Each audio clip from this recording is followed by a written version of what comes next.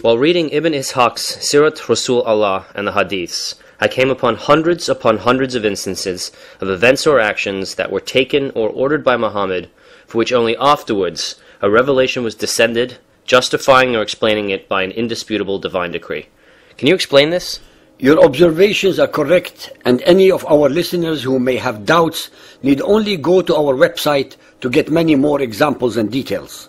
There are literally hundreds of such examples, and I can only recite a few of them that very clearly prove the depth of Muhammad's deception, which he willfully and knowingly perpetrated against his believing but very gullible followers. Sahih Bukhari Hadith 6.318, narrated by Aisha. Sauda, the wife of the Prophet, went out to answer the call of nature after it was made obligatory for all the Muslim ladies to observe the veil. She was a fat, huge lady, and everybody who knew her could recognize her. So Umar ibn al-Khattab saw her and said, "O Sauda, by Allah, you cannot hide yourself from us. So think of a way by which you should not be recognized on going out." Sauda returned while Allah's apostle was in my house, taking his supper, and a bone covered with meat was in his hand. She entered and said, "O Allah's apostle, I went out to answer the call of nature, and Umar said to me so and so." Then Allah inspired him. And when the state of inspiration was over, the bone was still in his hand, as he had not put it down. He said to Sauda, "You women have been allowed to go out for your needs." Even to attend to the call of nature, the women needed dispensation and the divine revelation that was instantly attended to while Muhammad was still having his supper by the ever-accommodating Allah, the alleged creator of the universe. Sahih al-Bukhari Hadith 6.175, narrated by Ibn Abbas. When the verse, "If there are 20 steadfast amongst you, they will overcome 200, was revealed, then it became obligatory for the Muslims that one Muslim should not flee from 10 non-Muslims. Then there was revealed, "But now Allah has lightened your task." So it became obligatory that 100 Muslims should not flee before 200 non-Muslims. It seems that Muhammad's Allah, the Omniscient, the All-Knowing, did not realize that one believer could not possibly fight against 10 unbelievers. So Allah corrected this error and revealed another verse, which overruled the earlier one, thus reducing the odds to the more realistic of one believer being equal to only 2 unbelievers. Sahih al-Bukhari Hadith 6.311, narrated by Aisha. I used to look down upon those ladies who had given themselves to Allah's apostle, and I used to say, "Can a lady give herself to a man?"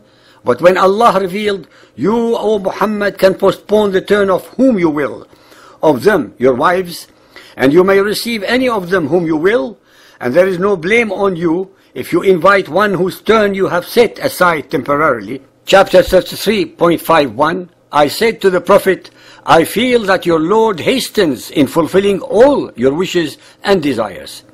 Even his teenage wife Aisha was perplexed at the alacrity with which Allah very conveniently accommodated Muhammad's wishes and desires whenever he required them. Sunan Abu Dawood Hadith 2304, narrated by Jabir and Abdullah Musayyakh.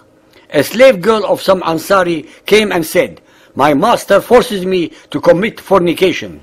Thereupon the following verse was revealed, "But force not your maids to prostitution when they desire chastity." Sunan Abu Dawood 3960, narrated by Abdullah ibn Abbas. The verse, "And no prophet could ever be false to his trust," was revealed about a red velvet. When it was found missing on the day of Badr, some people said, "Perhaps the apostle of Allah has taken it." So Allah, the Exalted, sent down, "And no prophet could ever be false to his trust," to the end of the verse. Even his followers suspected that he may have cheated them, for which Muhammad shut them up with the conveniently revealed verse exonerating him. Ibn Ishaq, page 288, the Quraysh said, "Muhammad and his companions have violated the sacred month, shed blood therein, taken booty and captured men." So Allah sent down to his apostle Al-Baqarah 2.217. They asked thee concerning fighting in the prohibited month, say, "Fighting therein is a grave offense, but graver is it in the sight of Allah to prevent access to the path of Allah, to deny him, to prevent access to the sacred mosque, and drive out its members. Tumult and oppression are worse than slaughter.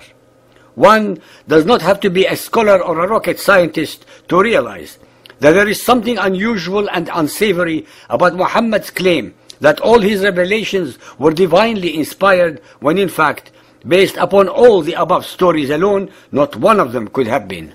Each one of these stories and hundreds more in both the Quran and other hadiths prove beyond a reasonable doubt that they were all made to order revelations authored by Muhammad as and when he needed them, and then very cleverly projected them into the unsuspecting mouth of Allah, the supreme rock god of the Quraysh, to give them divine sanctification.